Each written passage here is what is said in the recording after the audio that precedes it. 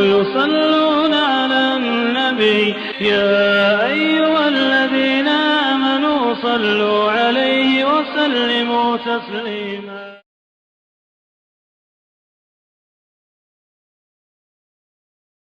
الحمد لله رب العالمين والصلاة والسلام على نبينا محمد خاتم الأنبياء وسيد المرسلين وعلى آله وصحبه أجمعين. أما بعد، رب اشرح لي صدري ويسر لي أمري واحلل عقدة من لساني يفقه قولي. السلام علیکم ورحمۃ اللہ وبرکاتہ. میں محمد عامر عمر رضی اللہ تعالیٰ عنہ کی جیونی لے کر حاضر ہو چکا ہوں. آج انشاءاللہ تعالیٰ آپ رضی اللہ تعالیٰ عنہ کے آخری لمحات کے بارے میں پڑھیں گے اور آپ کے تکفین و تدفین کے بارے میں معلومات حاصل کریں گے انشاءاللہ.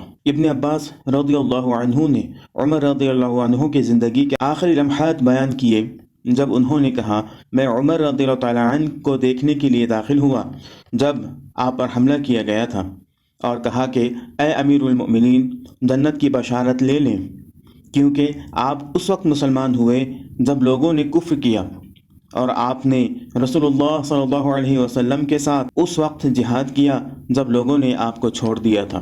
رسول اللہ صلی اللہ علیہ وسلم کی وفات اس وقت ہوئی جب آپ صلی اللہ علیہ وسلم آپ سے راضی تھے.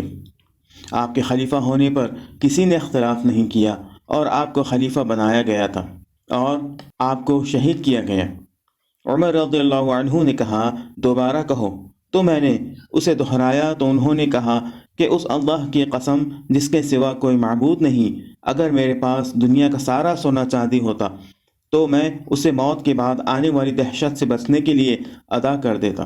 بخاری کی روایت کے مطابق، جہاں تک تم نے رسول اللہ صلی اللہ علیہ وسلم کے صحابی ہونے اور آپ کے مجھ سے راضی ہونے کے بارے میں کہا ہے تو یہ اللہ کی نعمت ہے جو مجھے عطا ہوئی ہے. میری فکر اس لیے ہے کہ مجھے آپ کی اور آپ کے ساتھیوں کی فکر ہے.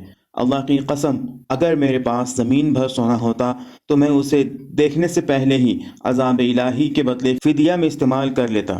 عمر رضی اللہ عنہ اللہ کے عذاب سے سخت خوف زدہ تھے، حالانکہ نبی کریم صلی اللہ علیہ وسلم نے گواہی دی تھی کہ وہ جنت جانے والے ہیں. باوجود اس کے کہ آپ نے اللہ کی حکمرانی اور عدل و انصاف کے قیام کے لیے بہت کوششیں کی. ایک عظیم متولی تھے، جہاد میں مصروف تھے اور دیگر اعمال صالحہ بھی کرتے تھے. اس سے عام طور پر مسلمانوں کو ایک لازمی سبق ملتا ہے کہ وہ اللہ کے عذاب اور قیامت کے دن کی دہشت کو یاد رکھیں. عثمان رضی اللہ عنہ عمر رضی اللہ عنہ کی زندگی کے آخری لمحات کے بارے میں بتاتے ہیں. وہ کہتے ہیں، میں تم میں سے آخری شخص تھا جس نے عمر رضی اللہ عنہ کو دیکھا. میں ان سے ملنے کے لیے داخل ہوا اور آپ کا سر آپ کے بیٹے عبداللہ بن عمر رضی اللہ عنہما کی گود میں تھا. آپ رضی اللہ تعالی عنہ نے فرمایا، میرا گال زمین پر رکھ دو. آپ نے فرمایا، کیا میری ران اور زمین میں کوئی فرق ہے؟ آپ نے دوسری اور تیسری بار کہا، میرا گال زمین پر رکھ دو، تم اپنی ماں سے محروم ہو جاؤ. پھر آپ نے اپنی ایک ٹانگ کو دوسری ٹانگ کے اوپر رکھا اور میں نے آپ کو یہ کہتے ہوئے سنا، افسوس ہے میرے لیے اور میری ماں کے لیے اگر اللہ تعالیٰ مجھے معاف نہیں کرتا. پھر آپ کی روح پرواز کر گئی. یہ عمر رضی اللہ عنہ کے خوف الہی کی ایک مثال ہے، کیونکہ آپ کے آخری الفاظ اپنے آپ پر افسوس کے الفاظ تھے. اگر اللہ نے انہیں معاف نہ کیا، حالانکہ وہ ان 10 لوگوں میں سے ایک تھے جنہیں یہ خوشخبری دی گئی تھی کہ وہ جنت جانے والے ہیں، لیکن جو اللہ کو زیادہ جانتا ہے وہ اللہ سے زیادہ ڈرتا ہے. آپ کا یہ اصرار کہ آپ کا بیٹا آپ کا گال زمین پر رکھے اللہ کی تسبیح کے لیے ایک طرح سے عاجزی اور اظہار تھا، کیونکہ اس سے آپ کی دعا کا جواب ملنے کا زیادہ امکان ہوتا ہے. آپ رضی اللہ تعالیٰ عنہ کی شہادت 26 یا 27ویں ذی الحجہ 23 ہجری کو بدھ کے روز ہوئی اور اس وقت آپ کی عمر 63 سال کی تھی. آپ رضی اللہ تعالیٰ عنہ کی خلافت 10.5 سال سے کچھ زیادہ ہی رہی. تاریخ ابی ذرا میں روایت ہے کہ جریر البجلی کہتے ہیں، الذہبی کہتے ہیں کہ آپ کی شہادت 26 یا 27ویں ذی الحجہ 23 ہجری کو بدھ کے روز ہوئی تھی اور اس وقت آپ کی عمر 63 سال کی تھی، اور یہی صحیح رائے ہے. آپ کی خلافت 10.5 سال سے کچھ زیادہ ہی رہی. تاریخ ابی ذرا میں روایت ہے کہ جریر البجلی کہتے ہیں کہ میں معاویہ کے ساتھ تھا تو انہوں نے کہا کہ رسول اللہ صلی اللہ علیہ وسلم کی وفات اس وقت ہوئی جب آپ کی عمر 63 سال کی تھی اور ابو بکر رضی اللہ عنہ کی وفات اس وقت ہوئی جب آپ کی عمر 63 سال کی تھی، اور عمر رضی اللہ تعالی عنہ اس وقت شہید ہوئے جب آپ کی عمر 63 سال کی تھی۔ عمر رضی اللہ تعالی عنہ کی تاریخ وفات کے بارے میں بعض لوگوں کو یہ غلط فہمی ہوئی ہے کہ آپ کی شہادت 1 محرم کو ہوئی تھی، جبکہ یہ بات غلط ہے۔ صحیح روایت کے مطابق آپ کی شہادت 26 یا 27ویں ذی الحجہ کو ہوئی تھی۔ عبداللہ بن عمر رضی اللہ عنہما سے روایت ہے کہ عمر رضی اللہ تعالی عنہ کو غسل دیا گیا اور کفن دیا گیا، اور آپ کی نماز جنازہ بھی پڑھی گئی، حالانکہ آپ شہید تھے۔ ناحق قتل ہونے والے کے بارے میں علماء کرام کے اختلاف ہے کہ کیا وہ شہید کی طرح ہے، اس کو غسل دیا جائے یا نہ دیا جائے۔ اس بارے میں 2 رائے ہیں، وہ اس طرح ہے۔ پہلی رائے کے مطابق اس شخص کو نہلایا جائے گا، اور یہ رپورٹ ان لوگوں کے لیے ثبوت ہے جو اس رائے کے حامل ہیں۔ اور دوسری رائے کے مطابق اسے نہ غسل دیا جائے گا، نہ اس کی نماز جنازہ پڑھی جائے گی۔ عمر رضی اللہ تعالیٰ عنہ کے قصے کے بارے میں ان لوگوں کا جواب یہ ہے، آپ کے اوپر حملہ کیے جانے کے بعد آپ رضی اللہ تعالیٰ عنہ کچھ عرصے کے لیے زندہ رہے۔ اگر کوئی شہید حملہ کیے جانے کے بعد بھی زندہ رہے، حتیٰ کہ جنگ میں مارا ہوا شہید بھی کھاتا پیتا ہے یا اس کے بعد زیادہ عرصہ زندہ رہتا ہے، تو اسے غسل دیا جائے اور اس کی نماز جنازہ بھی پڑھی جائے۔ حملہ کیے جانے کے بعد عمر رضی اللہ تعالیٰ عنہ کچھ وقت تک زندہ رہے تھے۔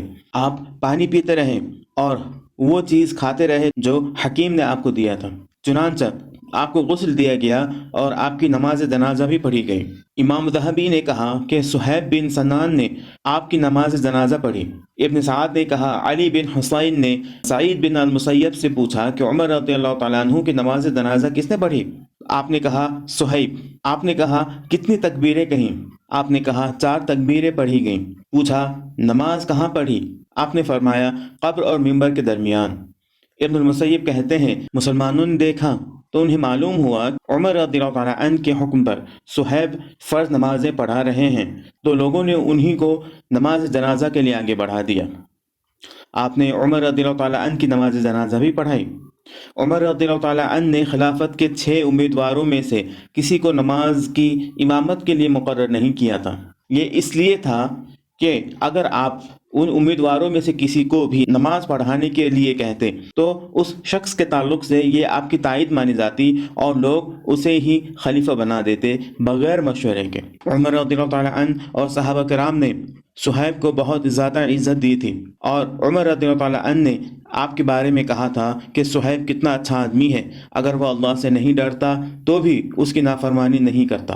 امام الذہبی نے کہا عمر رضی اللہ تعالیٰ عنہ کو اسی کمرے میں دفن کیا گیا جہاں نبی کریم صلی اللہ علیہ وسلم کو دفن کیا گیا تھا۔ ابن الجوزی نے بیان کیا ہے کہ جابر رضی اللہ عنہ نے کہا عثمان رضی اللہ تعالیٰ عنہ، سعید بن زید، صہیب اور عبداللہ بن عمر رضی اللہ تعالیٰ عنہما عمر رضی اللہ تعالیٰ عنہ کی قبر میں اترے۔ ہشام بن عروہ کہتے ہیں کہ جب ولید بن عبد الملک کے زمانے میں رسول اللہ صلی اللہ علیہ وسلم، ابو بکر اور عمر رضی اللہ تعالیٰ عنہما کی قبریں گر گئیں تو انہوں نے اسے دوبارہ بنانا شروع کیا۔ جب ایک پاؤں نمودار ہوا تو لوگ خوف زدہ ہو گئے، کیونکہ انہوں نے یہ سوچ لیا تھا کہ کہیں یہ نبی کریم صلی اللہ علیہ وسلم کا پاؤں تو نہیں۔ انہیں اس کی تصدیق کرنے والا کوئی نہ ملا، یہاں تک کہ عروہ نے ان سے کہا کہ نہیں، اللہ کی قسم، یہ نبی صلی اللہ علیہ وسلم کا پاؤں نہیں بلکہ عمر رضی اللہ تعالیٰ عنہ کا پاؤں ہے۔ میں اگلے ایپیسوڈ میں اس بات کا ذکر کر چکا ہوں کہ عمر رضی اللہ تعالیٰ عنہ نے عائشہ رضی اللہ تعالیٰ عنہا کو پیغام بھیجا کہ مجھے اپنے دونوں ساتھیوں کے ساتھ دفن کرنے کی اجازت دی جائے۔ آپ نے کہا ہاں، اللہ کی قسم۔ ہشام بن عروہ بن زبیر نے کہا اگر صحابہ میں سے کوئی بھی شخص وہاں دفن ہونے کے تعلق سے آپ کے پاس پیغام بھیجتا تو آپ رضی اللہ تعالیٰ عنہ کہتی میں اسے کسی کے لیے نہیں چھوڑوں گی۔ علماء کے درمیان کوئی اختلاف نہیں ہے، سب کا اس بات پر اتفاق ہے کہ رسول اللہ صلی اللہ علیہ وسلم، ابو بکر اور عمر رضی اللہ تعالیٰ عنہما اسی جگہ مسجد نبوی میں مدفون ہیں۔ تو یہ چند باتیں عمر رضی اللہ تعالیٰ عنہ کے آخری لمحات کے بارے میں تھیں اور آپ کے کفن دفن کے بارے میں تھیں۔ تو آج کے ایپیسوڈ سے ہمیں یہ سبق ملتا ہے کہ ہمیں بھی عمر رضی اللہ تعالیٰ عنہ کی طرح ہر حال میں اللہ رب العزت کا ڈر اپنے اندر رکھنا چاہیے اور ہمیشہ اللہ سے ڈرتے ہوئے گناہوں سے بچنے کی کوشش کرنا چاہیے۔ آج کے لیے اتنا ہی۔ اللہ رب العزت سے دعا ہے کہ ہمیں جو بھی سبق ان آخری لمحات سے ملتا ہے اس پر ہمیں عمل کرنے کی توفیق عطا فرمائے۔ آمین۔ وآخر دعوانا ان الحمد للہ رب العالمین۔ السلام علیکم ورحمۃ اللہ وبرکاتہ.